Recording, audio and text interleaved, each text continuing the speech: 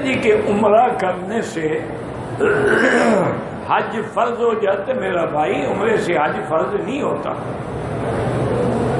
اس کی وجہ یہ ہے کہ ہر جگہ ایک نظام، آپ عمرے کے لیے حج پر تو رہ نہیں سکتے، فرض کیسے ہو گیا؟ اگر عمرے کے بعد اللہ نے تمہیں اتنی دولت پیسہ دیا ہے تو پھر تم پر حج فرض ہے، پھر حج کے لیے تمہیں آنا ہو، صرف عمرہ کرنے سے حج فرض نہیں ہوتا۔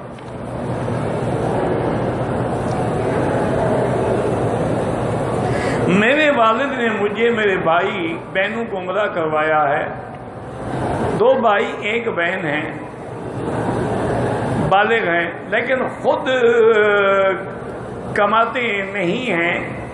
باپ کا حج فرض ہو گیا نہیں ہو گیا، وہ تو تمہیں پیسہ ہی والد نے دیا ہے کہ جا کے عمرہ کراؤ۔ جب تمہارے پاس اپنا پیسہ ہوگا، صاحب استطاعت بنو گے، یا پھر حج کے لیے بھی تمہیں باپ مالک بنا دے تو حج کر سکتے ہو۔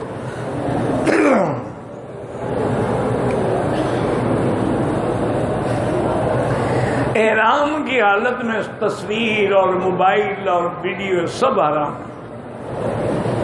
چاہے وہ مذاق کے لیے ہو کسی بھی ہو۔ کہتے جی کہ آج کل سوشل میڈیا پہ نوجوان جو بنا تو نوجوان اور کیا نہیں کرتے، وہ تو ڈانس بھی کرتے ہیں، وہ تو عورتیں والے لباس بھی پہنتے ہیں، وہ تو داڑیاں بھی مناتے ہیں، شرابیں بھی پیتے ہیں، کلب میں بھی جلسہ جائز ہو جائے گا کہ نوجوان کرتے ہیں، یہ کیا بات ہوئی؟ اگر ان کی کمائی انہی چیزوں سے تو کمائی بھی حرام ہے۔ یعنی ایک صحابی شام سے کافی مقدار میں شراب خرید کر کے لے آئے، ان کو پتہ نہیں تھا کہ شراب تو حرام ہو گئی۔ جب وہ آئے مدینہ منورہ میں انہیں پتہ لگا کہ اللہ نے شراب حرام کر، سب مدینے والوں نے مٹکے توڑ دیے، شراب گلیوں میں بہہ گئی۔ وہ حضور کی خدمت میں حاضر ہوئے، انہوں نے سلام کیا اور عرض کیا، یا صاحب میرے پاس یتیموں کا مال ہے، یہ مال میرا نہیں ہے، ان کے لیے میں یہ خرید کر کے لایا تھا کہ بیچ کے ان کو نفع ملے گا، مجھے تو پتہ نہیں تھا کہ شراب حرام ہو گئی ہے۔ حضور نے فرمایا حرام ہوگی، یتیموں کا مال ہو یا کسی کا۔ اس نے کہا حضور اچھا مجھے یہ اجازت ہے کہ میں کسی کافر ملک میں نکل جاؤں اور کافروں کو بیچوں؟ ان کے نزدیک تو کوئی حلال حرام کا مسئلہ نہیں ہے۔ آپ فرمایا کہ ثمن الحرام حرام، حرام چیز کو بیچو گے تو اس کا پیسہ بھی حرام۔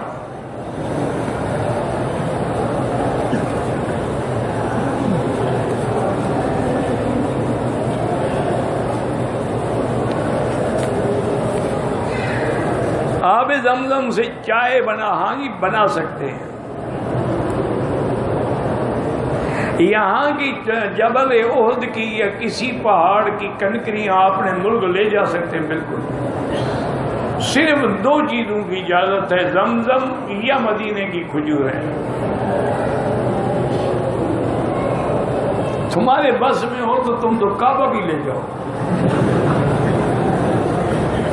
دیکھا نہیں ہے کہ آج کل وہاں کعبے کے ماڈل بنے ہوئے ہیں، حضور کے روضے کے ماڈل بنے ہوئے ہیں، جلوس نکالے جاتے ہیں، انا للہ و انا الیہ راجعون۔ اور یار ابرہہ نے کعبے کے مقابلے پہ کعبہ بنایا، وہ تباہ و برباد ہو گیا، تم کیسے بنا سکتے ہو؟ یہ شبیہ بنانا بھی حرام ہے۔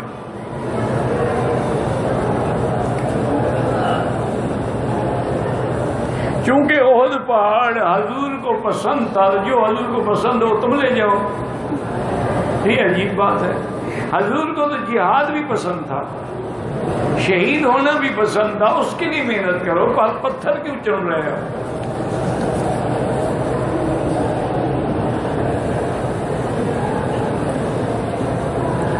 کہ روضے پر پیش کرتے ہیں موبائل فون کے ذریعے ہمارے لوگ دوسروں سے، بالکل غلط ہے۔ مواجہہ شریف میں نہیں بلکہ اس پورے ریاض الجنہ میں بھی آدمی کو ایسی حرکتیں نہیں کرنی چاہیے۔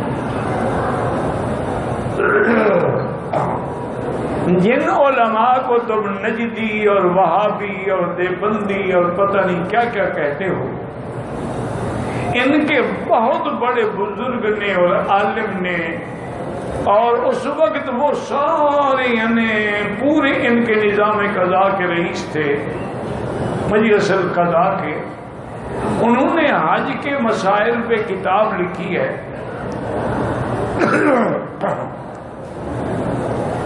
انہوں نے لکھا ہے کہ جب تم صلاۃ و سلام پڑھنے کے لیے جاؤ تو خاشعاً متواضعاً، اپنے آپ کو بڑے خشوع سے، بڑی عاجزی سے اور ایسے انداز میں سامنے کھڑے ہوں کأنک تری النبی صلی اللہ علیہ وسلم، گویا کہ تم حضور کو دیکھ رہے ہو،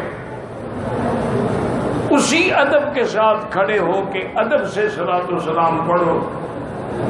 اور اسی طرح علماء نے لکھا ہے کہ جب صلاۃ و سلام کے لیے جا رہے ہو تو پاؤں یہ نہیں کہ ایسے بھاگو یا پاؤں دب دب کرو، پاؤں کی بھی آواز نہ ہو، کیونکہ وہ مقام ایسا ہے کہ وہاں تو آواز اونچی ہو تو عمل برباد ہو جاتی ہے۔ تو اس لیے ویڈیو بنانا یا ٹیلی فون جاری کر کے دوسرے کو یار تم ٹیلی فون سے صلاۃ و سلام پڑھ لو نا، انا للہ و انا الیہ راجعون۔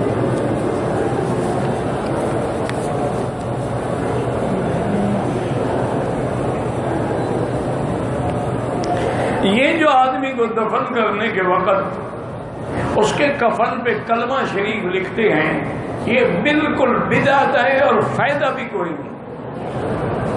اگر کلمہ دل میں نہیں ہے، ایمان نہیں ہے، عمل صالح نہیں ہے، کوئی فائدہ نہیں۔ حضور نے سیدہ فاطمہ سے فرمایا تھا کہ میری بیٹی یہ ناز نہ کرنا کہ میں اللہ کے نبی کی بیٹی ہوں، بلکہ اعمال صالحہ کا ذخیرہ کرو، چونکہ قبر جو ہے اما روضۃ من ریاض الجنہ، یا وہ جنت کا باغ ہوگی اور حفرۃ من حفر النیران، یا جہنم کا گڑھا ہو۔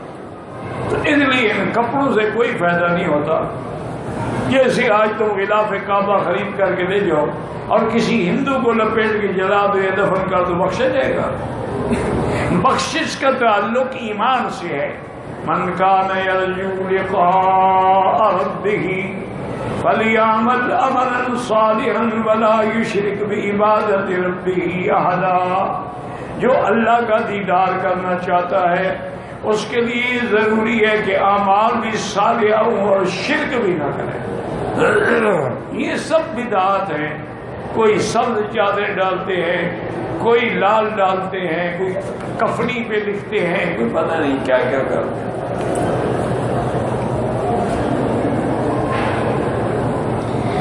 جنازے کے بعد جو دعا ہے وہ بدعت ہے۔ یاد رکھو کہ جنازہ تو خود دعا ہے۔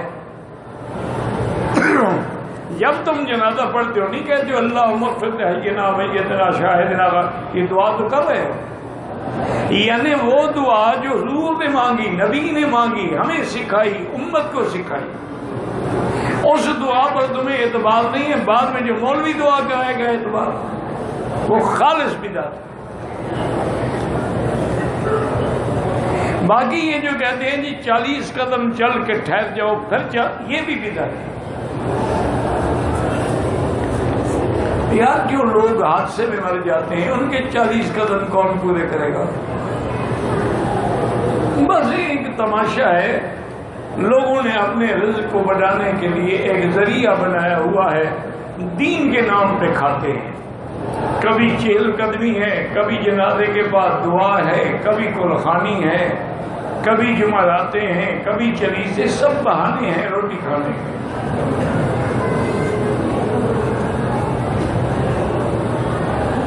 احرام کی حالت میں اگر حجر اسود کو بوسہ دے دے یا غلاف کو ہاتھ لگائے بھی کچھ بھی نہیں ہوگا، لیکن علماء تمہیں سمجھاتے، بدلی کیوں سمجھ نہیں آتی کہ بھی احرام کی حالت میں خوشبو لگانا منع ہے۔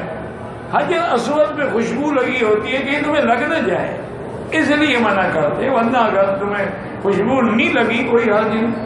اور حجر اسود پہ لڑنا بھی منع ہے۔ اگر بوسے کا موقع ملے الحمدللہ اور میں اشارہ کرو، اس کا وہی ثواب ہے جو بوسے کا ثواب۔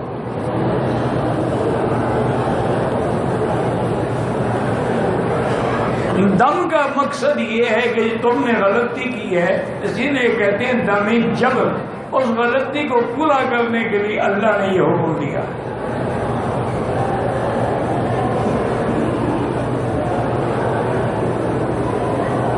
بہرحال دم اللہ قرآن میں ہے نا کہ فَإِنْ أُحْصِرْتُمْ وَمَا اسْتَيْسَرَ مِنَ الْهَدْيِ، اگر تم احرام میں روک دیے گئے پھر بھی دم دینی ہو۔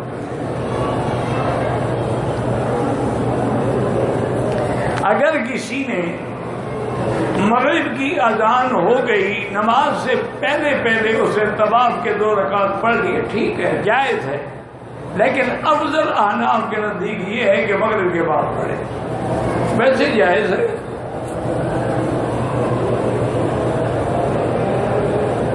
بہرحال فرض نمازوں کے بعد کوئی ذکر کرنے کا حکم نہیں ہے، حضور کرتے تھے، ہر آدمی اپنا انفرادی ذکر کرتا تھا اور انفرادی طور پر دعا بھی مانگتے تھے۔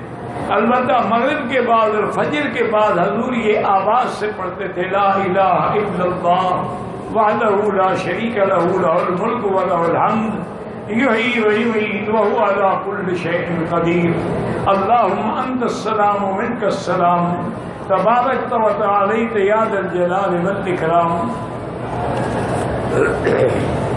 ایک مسئلہ سمجھیں، بعض لوگ اس ضد میں آ جاتے ہیں وہ بالکل دعا کرتے ہیں، دوسرے مقابلے پہ ضد پہ آتے ہیں وہ 3 دعائیں کرتے ہیں۔ ایک دعا ختم، اچھا جی پھر ہاتھ اٹھاؤ، وہ ختم کیا، اچھا جی پھر ہاتھ اٹھاؤ۔ یہ ایسا نہیں ہونا چاہیے، کبھی ہاتھ اٹھا کے دعا مانگ لو، کبھی نہ اٹھاؤ، بغیر ہاتھ اٹھائے مانگ لو، کبھی اجتماعی بھی مانگ لو کا، لیکن اصل دعا وہ ہے جو تم انفرادی طور پہ اکیلے کرتے ہیں۔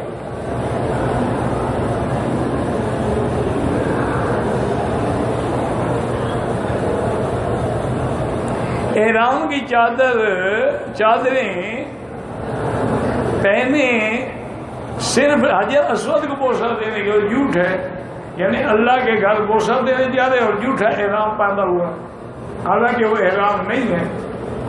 اگر تمہیں شوق ہے تنعیم چلے جاؤ، صحیح عمرے کی نیت کر کے آ جاؤ، طواف بھی کرو، بوسے بھی دو، صفا مروا بھی دوڑو۔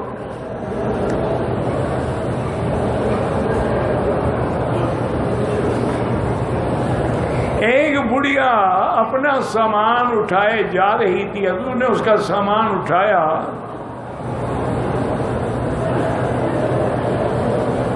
میں نے تو کہیں نہیں پڑھا، ویسے حضور مدد فرماتے تھے، لیکن جس طرح تم نے لکھا ہے ایسا کوئی واقعہ ہے۔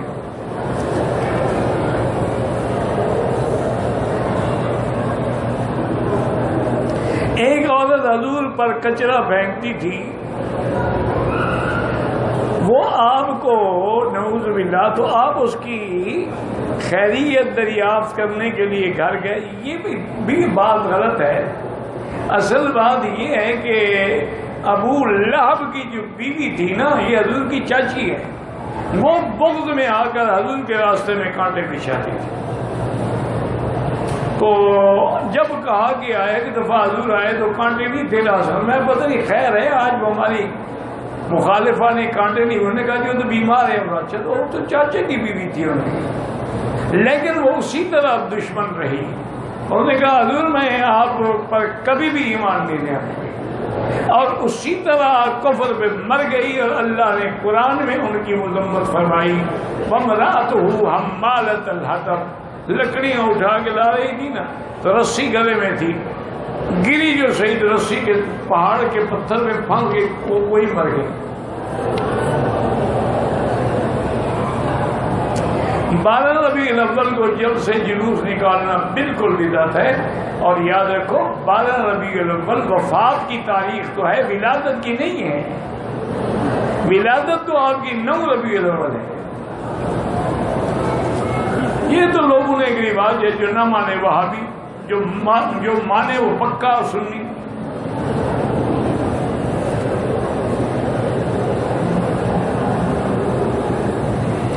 جو صحابہ کو گالیاں دیتے ہیں، تبرہ کرتے ہیں، سیدنا صدیق کی صداقت کے منکر ہیں، عائشہ کی عصمت کے منکر ہیں، وہ کافر ہیں۔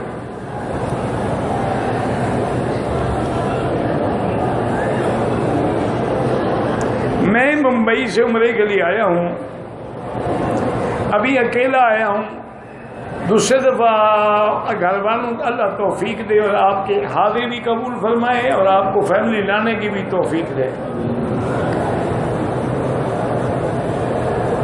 اگر ہمارے زندہ رشتے دار ہیں ان کے لیے عمرہ کریں، عمرہ اپنے لیے کرو، ان کے لیے دعا کرو کہ یا اللہ اس کا ثواب فلاں کو عطا فرما۔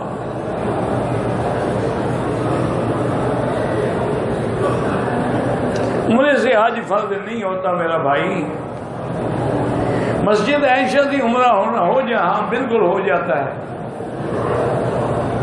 آب زمزم سے وضو ہو سکتا ہے، صحیح طریقہ وہی ہے کہ بیٹھ کے پئیں، آب زمزم کے لیے کھڑا ہونا ناجائز ہے، ہاں اگر کسی نے کھڑے کھڑے بھی پی لیا تو گناہ نہیں ہوگا، یہ معنی نہیں ہے کہ جب زمزم آئے کھڑے ہو جاؤ۔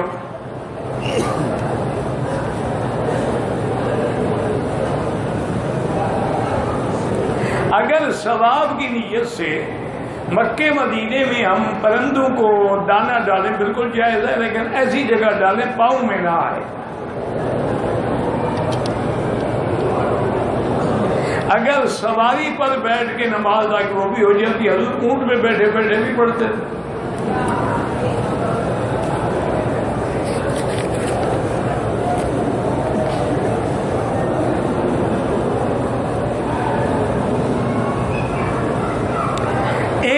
محرم کے ساتھ عورتیں جو آئی ہیں اس کی خواتین، وہ اپنے محرم کے علاوہ حرم آ سکتی ہیں؟ آ سکتی ہیں۔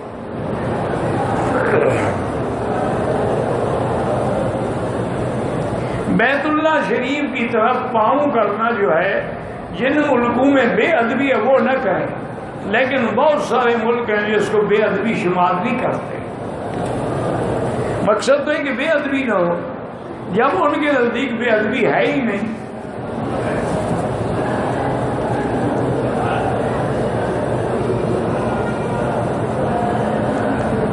بھئی یہ جھگڑے جو ہیں نا کہ آپ کے فلاں مولوی کو فلاں یہ بولتے ہیں فلاں، یہ تم جانو تمہارا ملک جانے، وہ جھگڑے کے لیے کافی ہے۔ ہمیں ان جھگڑوں سے دور رکھو۔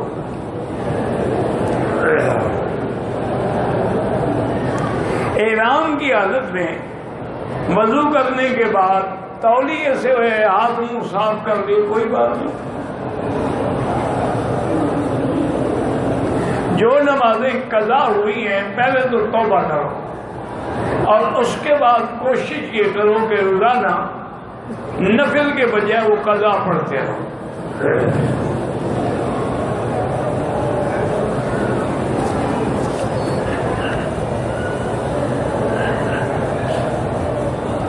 مہندی کے ساتھ کالا پتھر لگا کر لگانا، اصل بات یہ ہے کہ کالا رنگ نہ ہو، اگر وہ کالا ہو جاتا ہے پھر نہ لگاؤ۔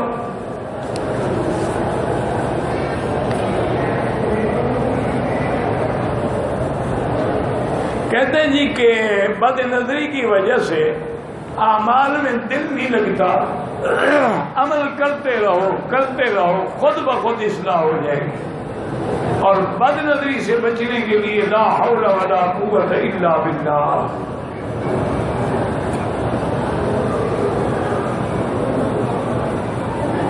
وہ کہتی ہیں عورتوں، یہ بات مشہور ہے کہ عورتیں پاک حرم میں پتہ نہیں کیا ہے، ان کے لیے پردہ نہیں ہے، نعوذ باللہ، جہاں قرآن اترا ہے وہی مخالفت کر رہی ہیں۔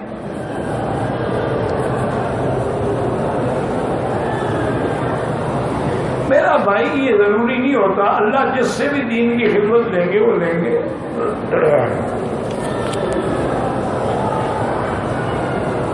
آپ میرے لیے دعا کرتے ہیں اللہ آپ کو جزائے خیر عطا فرمائے۔ احرام کو دھوتی کی طرح باندھ سکتے ہیں جیسے چاہے باندھو، یہ چادر ہی ہے نا۔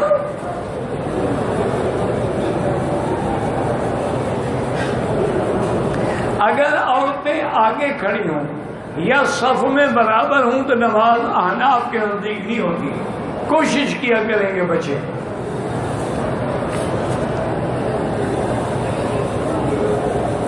اب کہتے ہیں کہ ہمارے وہاں کے لوگ جو ہیں وہ 12 ربیع الاول کو باقاعدہ میلاد کا کیک بھی بناتے ہیں، ہاں تو ٹھیک ہے، پوری نقل کرتے ہیں نا۔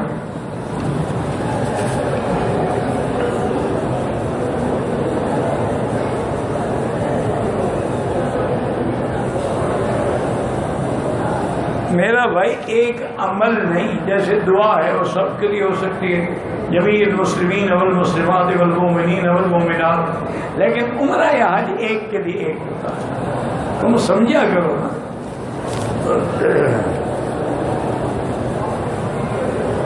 اگر گری ہوئی چیز ملے پہلے تو اٹھاؤ، اگر اٹھا لی ایک کوشش کرو، مالک نہ ملے فقیروں کو غریبوں کو صدقہ کر دو۔ حج فرض نہیں ہوتا عمرے سے۔ میں دوسری شادی کرنا چاہتا ہوں، والدہ اور بڑے بھائی سے ان کو نکاح کا نہیں بتاؤں، بتاؤ نہ بتاؤ تمہیں دوسری شادی کا حق ہے۔ حرم شریف میں نفلی عبادت میں سب سے زیادہ افضل طواف ہے۔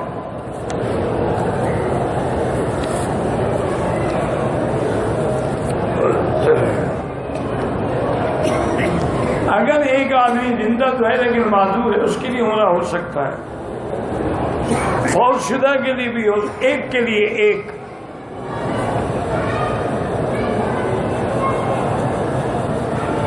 ہم پیروں کو مانتے ہیں، 11ویں کرتے ہیں، پیروں کو ضرور مانو جو صحیح معنی میں مرشد ہو، صرف 11ویں کے دودھ پینے والا مرشد ہو، خون دینے والا مجنون ہو، جس کے اندر اتباع سنت محمد مصطفیٰ۔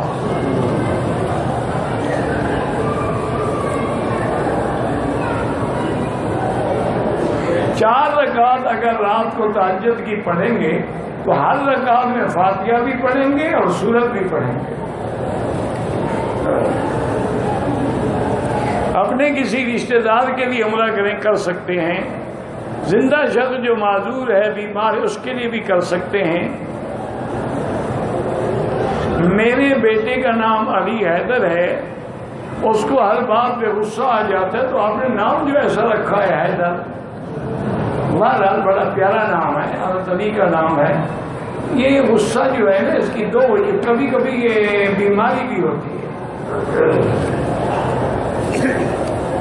زمزم پلاؤ ہر نیت سے۔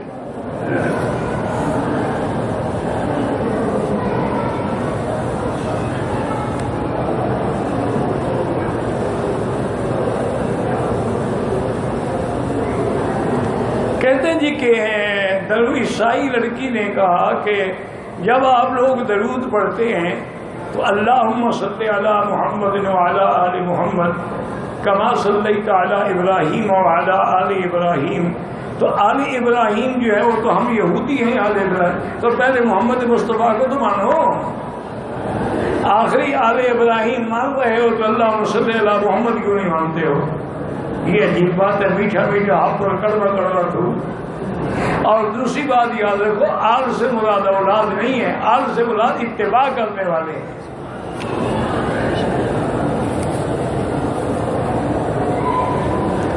میرے پاؤں میں چھالے پڑے ہوئے ہیں، اگر چپل پہن کے طواف کو چپل پاک ہو کر سکتے ہیں؟ بہرحال جھوٹا احرام نہ باندھا کرو۔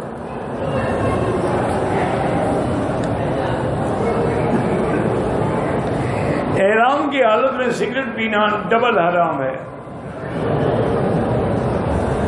عمرے کے لیے احرام باندھا ہوا ہے، طواف کے بعد صفا نہیں دوڑے، اگر اور طواف کر لیں کر سکتے ہیں۔ بھائی حجر اسود سے بوسہ دینے سے دم واجب نہیں ہوتا، خوشبو لگے دو ڈالو بس۔ میرے پاس کسی کی امانت ہے، وہ بندہ فوت ہو گیا ہے، اس کا کوئی وارث بھی نہیں ہے، تو کسی مدرسے دین کے مدرسے میں دے دو، خیرات، اس کو بھی ثواب ہوگا، تمہیں بھی ثواب ہوگا۔ میں پڑھنے میں کمزور ہوں، زمزم پی کے دعا کرو۔ جماعت کا ٹائم ہو گیا، میں مسجد ہجرہ سے گزر رہا ہوں، حرم میں اگر آ سکتے ہو تو حرم میں آؤ، نہیں آ سکتے ہو تو وہاں کی مسجد میں پڑھ لو۔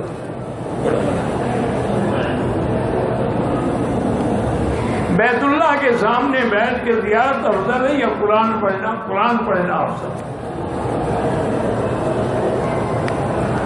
میں نے 10 بجے صبح وضو کیا، اسی وضو سے ظہر کی نماز پڑھ سکتے، ساری پڑھ سکتے ہیں، ظہر بھی پڑھ سکتے ہیں، عصر بھی۔ اگر وضو قائم ہے، آپ کے وضو میں شک نہیں ہے، پڑھتے ہیں۔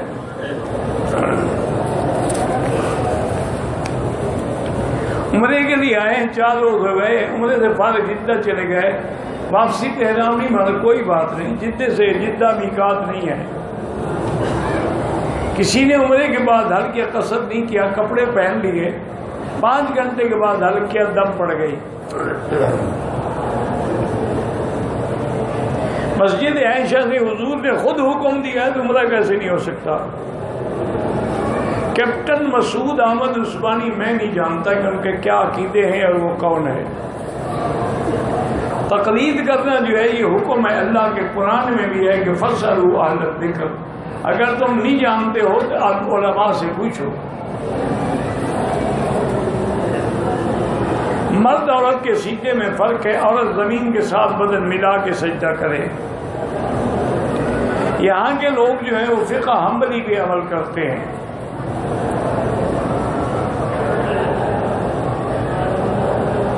مجھے چادر احرام کی پہن لی، جوتے تبدیل کرنا یاد نہیں رہا، 2 گھنٹے کے بعد آئے، کوئی بات نہیں، کوئی دم شم نہیں۔ بہرحال جو لوگ حیات کے منکر ہیں ان کے پیچھے بھی نماز ہوتی، کیوں نہیں ہوتی؟ ایک مسئلے میں اختلاف ہے نا۔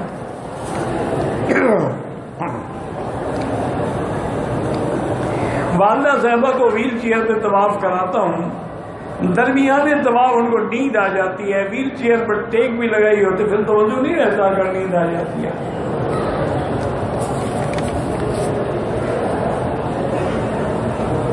راستے میں رشتہ داروں سے ملنا تھا، انہوں نے احرام اتروا دیا، ملاقات کے بعد پھر میں مسجد عائشہ سے احرام باندھ کے وضو کیا۔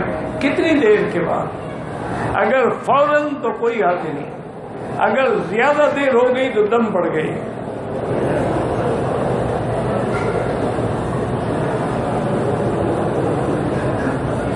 آپ کے والد یہاں بڑے بڑے علماء نے درس دیا ہے، ابھی صرف میرے والد نے تو نہیں، بڑے بڑے علماء درس دیتے رہے ہیں۔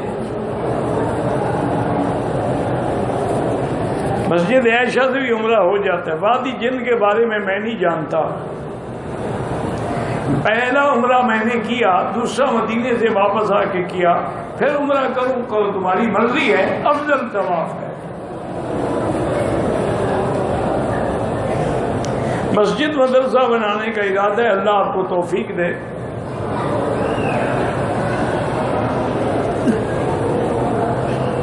جھینگا مچھلی حلال ہے، 3 وتر سنت ہے۔ جو یہاں 1 پڑھتے ہیں وہ بھی پہلے 2 رکعت پڑھ کے سلام پھیر کے کھڑے ہوتے ہیں، وہ بھی اصل 3 پڑھتے ہیں، درمیان میں سلام کا فاصلہ کرتے ہیں، ہم اعلیٰ فاصلہ نہیں کرتے۔ اگر میقات سے گزر گئے، احرام نہیں باندھا، جتنے باندھا دم پڑ گئے۔ ہم پاکستان جا رہے ہیں تو بغیر دم کے دم کرانا ہوگا، کسی کو پیسے دے دو، میاں بیوی مل سکتے ہیں، پڑھا ہی نہیں جاتا۔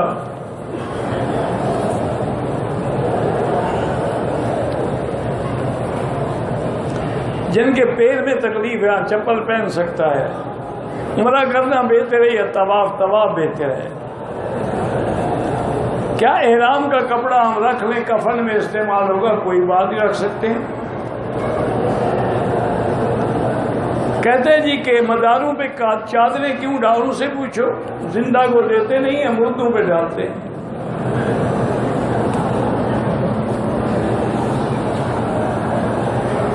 بالکل مدینے میں آپ سلام بھی کریں، دوسروں نے کہا وہ بھی پہنچائیں۔ بزرگوں کی قبروں پہ مکان، کسی کی قبر پر بھی مکان بنانا ناجائز ہے۔ یہاں بھی ہر نماز کے بعد دعا مانگتے ہیں، لیکن وہ دنیا کو دکھانا نہیں چاہتے، اپنے اللہ سے مانگتے ہیں۔ میں نے پیروں میں تکلیف کی وجہ سے مکمل نہیں، اگلے دن مدینے جانا پڑ گیا، اگر پہلا عمرہ مکمل نہیں کر سکے دم پڑ گئے۔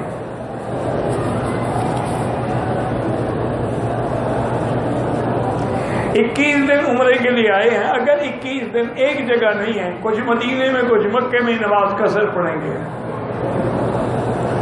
جمعہ کے خطبے میں عصا اٹھانا سنت ہے، نہ اٹھائے تو کوئی بات نہیں۔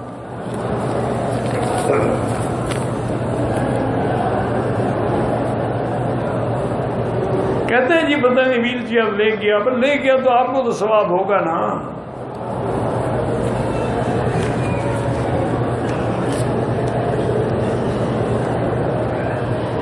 میں پتہ نہیں کہ نکاح میں چھوارے بڑھ سنت ہے، ضروری ہے کہ چھوارے ہو، کھجور ہو، کوئی چیز ہو۔ حضور نے میں کوئی چیز تقسیم کر، بس یہ نہیں کہا کہ چھوارے ہر حال ڈھونڈو۔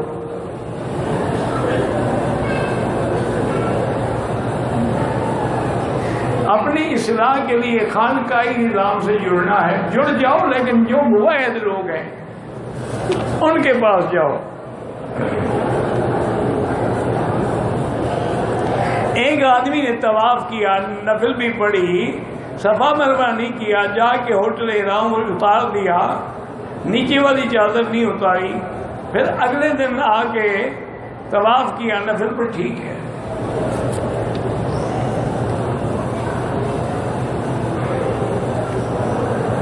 ایک آدمی طواف کرتا ہے، طواف صفا مروہ کر کے بعد میں نفل پڑھتا ہے، کوئی حرج نہیں۔ واللہ اعلم، ربنا تقبل منا انک انت السمیع العلیم وتب علینا انک انت التواب الرحیم۔ اللهم فرج هم المهمومین، نفس کرب المکروبین، واقض الدین عن المدینین، واشفنا واشفنا واشفنا واشف مرضانا ومرضى المسلمین۔ یا اللہ بیماروں کو شفا عطا فرما، بے حیاؤں کو حیا عطا فرما، بے اولادوں کو اولاد عطا فرما، قرض داروں کے قرض عطا فرما، جن کا رزق تنگ ہے ان کے رزق میں برکتیں عطا فرما۔ یا اللہ عالم اسلام کی حفاظت فرما، حرمین الشریفین کو ہر فتنہ سے محفوظ فرما، پاکستان کی حفاظت فرما۔ ربنا آتنا فی الدنیا حسنۃ وفی الآخرۃ حسنۃ وقنا عذاب